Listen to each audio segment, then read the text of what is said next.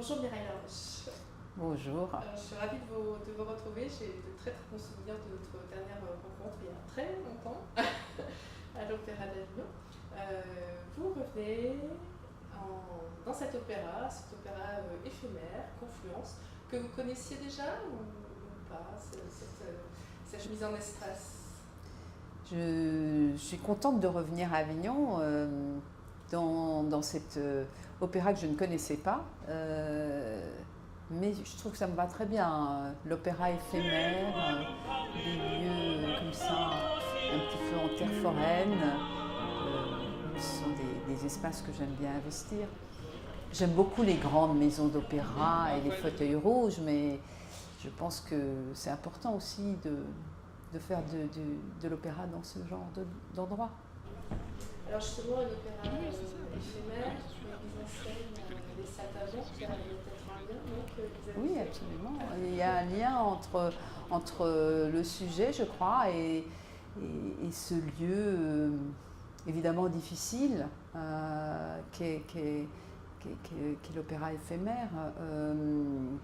C'est l'histoire, ces saltimbanques, c'est finalement l'histoire de circassiens, de gens du spectacle qui sont de plus en plus poussés hors de la cité, en banlieue, en périphérie, et donc évidemment il y a une sorte de rencontre là qui Ça, je vous fais le peut prêter à réflexion. Qu'est-ce que ça signifie? Bah là où tu les as mis, c'était cool. Et voilà, comme ça, je les. Eh bien, j'ai accepté de faire cette mise en scène parce que j'ai été assez surprise il y a quelques mois de retrouver cette expression de saltimbanque dans la tête, la bouche de certaines personnes de façon un peu insultante.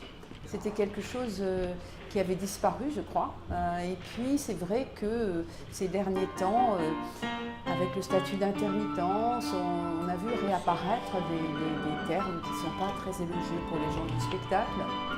Des profiteurs, des assistés, des fainéants. Et j'ai eu envie de parler de ce milieu tellement généreux, tellement souvent douloureux qu'est ce milieu du spectacle vivant, de ces saltimbanques que nous sommes redevenus un peu. C'est mettre en lumière le côté artistique dans sa globalité, de centrer le devoir de faire quelque part, ou c'est le metteur en scène. Ce que je ressens avec ces saltimbanques, si vous voulez, c'est l'envie de parler de notre métier d'interprète, que ce soit des chanteurs, des musiciens, des metteurs en scène, qui est de plus en plus fragilisé, qui est de plus en plus repoussé un peu hors de la cité et qui a de plus en plus de mal, il faut bien le reconnaître, à vivre face à des pressions qui sont les spectacles, les grands shows, le monde de l'audiovisuel, le cinéma, Internet. Et c'est vrai qu'on peut se poser la question de qu'est-ce qui va rester au spectacle vivant, qui est pourtant une chose extrêmement précieuse, très fragile, mais très précieuse, parce que justement c'est vivant, c'est en direct, c'est là où, pour moi, la scène, ça reste un des derniers lieux de débat public où les gens peuvent se rencontrer en direct. Mais c'est vrai qu'aujourd'hui, je pense que c'est très fragilisé. Alors, rassurez-vous, les saltimbanques restent un opéra comique extrêmement divertissant. Il ne s'agit absolument pas d'en changer le ton du divertissement. Donc dans cet opéra, on est Ah oui, on sourit en tous les cas beaucoup, oui. Ça fait partie du registre du divertissement. Donc avec de la danse, avec les circassiens, avec des situations comiques et avec quelque chose d'extrêmement pétulant et vivant.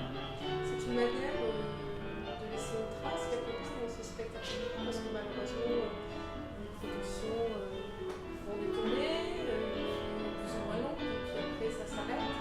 Justement, le fait de faire sourire, de laisser le sourire au spectateur, c'est une manière de laisser une trace.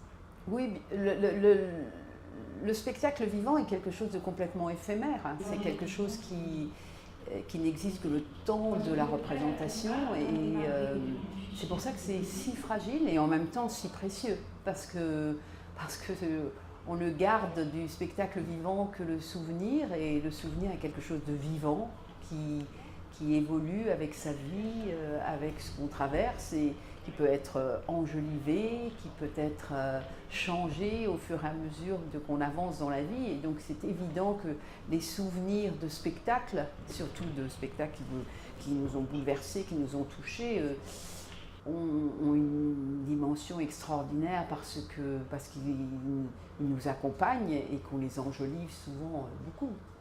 Donc c'est une chose extrêmement précieuse.